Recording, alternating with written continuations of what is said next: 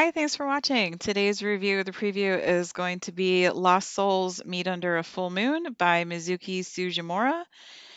And she is a popular Japanese author. This is the first I've read by her. I think she has at least one other book that's been translated to English. I haven't read it yet. This is actually supposed to be coming out today.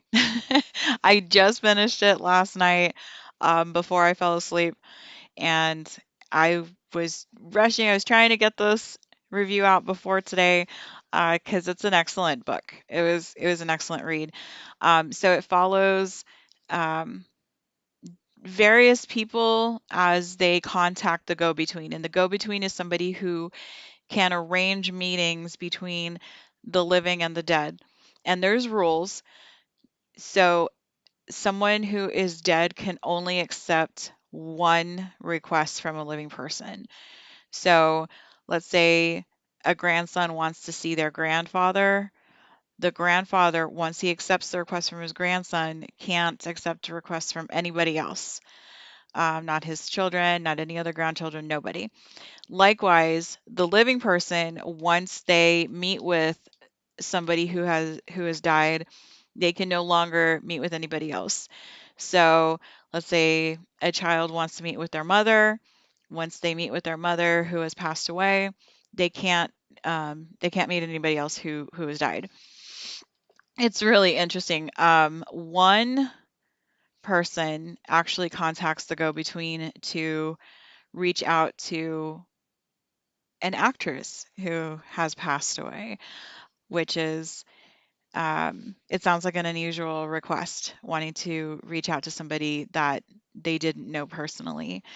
And then another one follows a man whose fiance disappeared, and um, he wants to know if the go-between can contact people who are just missing.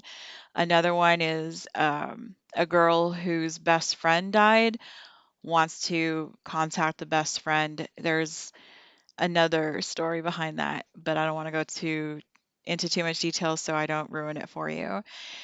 There's a lot of there's a lot of relationship analysis in here. So relationships between parents and children, relationships between friends, relationships between siblings, relationships between grandparents and grandchildren, the relationship between a viewer and a movie star. It was it was a very interesting book. It was unlike anything I've ever read before. Um, and then you have the story of the go-between himself.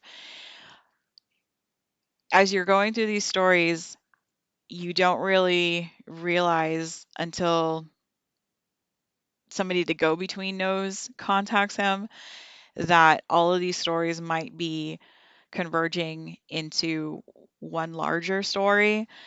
Um, And then at the end, when you get that larger story and you kind of see it from a bird's eye view instead of microscopic view, it's really impressive the way that the book was written and how the author ties it all up.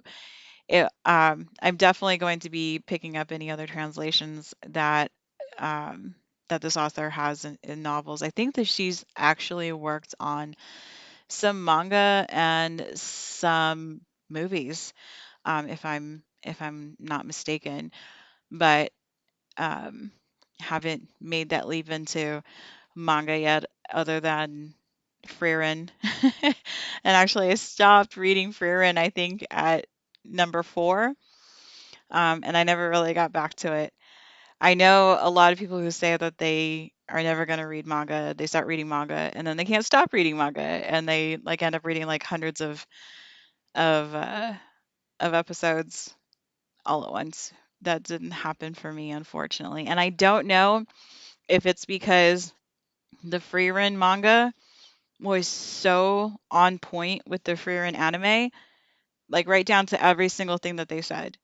There wasn't anything that happened in the first 4 that surprised me because I had already seen the anime. So that might be part of the reason why I didn't continue with that. But as far as the novels are concerned, anything Sujimura writes, like I will definitely be picking up any translations. It was really impressive. I have been disappointed in the past with some translations from other languages, and I think that there's a beauty in reading something in its original language, and I deeply regret not being able to read things in their original languages. But it is what it is. I've mentioned before that I've tried to learn languages and it just doesn't stick with me. And it's probably because I don't have the time to dedicate to immersion learning. Um, but this was a phenomenal translation. I don't feel like I missed anything. I don't feel like anything was translated in a weird or strange way. Um, and it was a moving book. It really was a moving book, deeply personal with the relationships. So I highly recommend it. Again, it came out today. I'm sorry, I'm just getting this to you now. I wanted to get it out earlier than today, but at least I got it out on the day it's being released. So pick that up again. It's Lost Souls Meet Under a Full Moon, and thank you for watching. Have a wonderful day.